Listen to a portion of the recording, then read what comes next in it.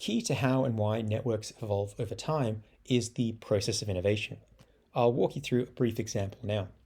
So here is a kerosene lamp, and in 1880, a single minute worth of work at the average wage would earn you about 4 minutes of light from such a lamp.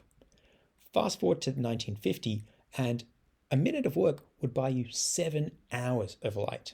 Not because wages significantly increased in real terms, but because of the technology that was the incandescent bulb.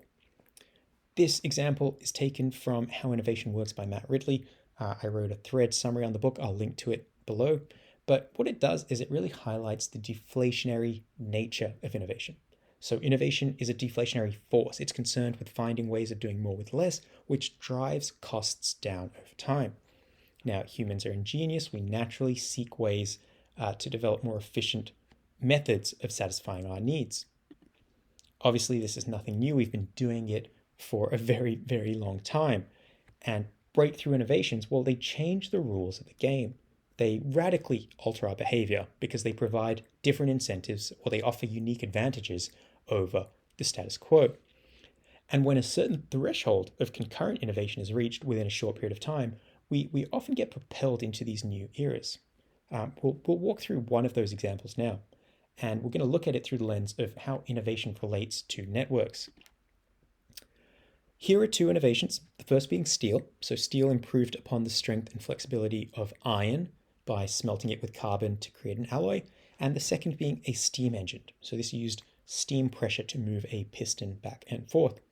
Should be noted that both of these innovations were enabled by coal as a fuel input. Coal was synonymous with propelling us into the Industrial Revolution.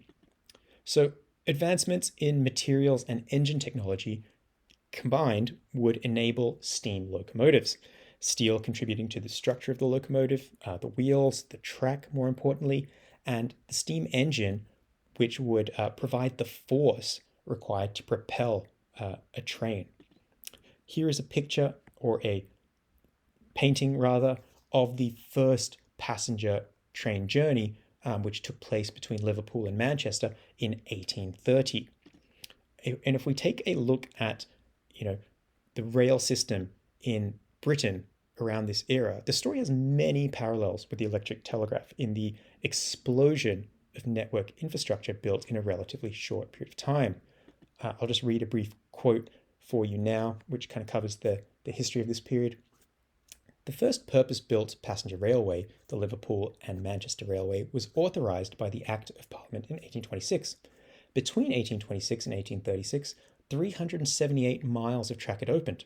By the time the South Eastern Railway opened, as far as Dover in 1844, 2,200 miles of line had been opened. So that's just staggering when you think of the scale of this. And here's what the British rail network looked like in 1844 with that 2,200 miles of track. Now, remember, this is the same year that Samuel Morse, on the other side of the Atlantic, is sending the first message via electrical telegraph between Baltimore and Washington. So if we go back to the rail example, though, it was absolutely transformative. So here's a period of 30 years between 1851 and 1881, and you can just see the absolute explosion in rail infrastructure. But as we know, the innovation in transportation did not end there. In the 1890s, the first automobiles started appearing on British roads with the birth of the internal combustion engine, a more efficient engine to operate vehicles at small scales. So cars, obviously, though, didn't obsolete rail travel. They just provided another option or more flexibility. And what they did eventually obsolete, though, when taken in combination, was the horse and carriage. So this is the process of creative destruction in action. Once we achieve a breakthrough in innovation and it becomes economical and standardized enough, we permanently upgrade our way of doing things. And it just doesn't apply to transportation only. It can apply to materials, processes, and even money, as we'll later learn. So innovation alters our incentives, it shifts behaviors, and it reshapes markets. And once a tipping point is reached, we rarely return to the old way of doing things.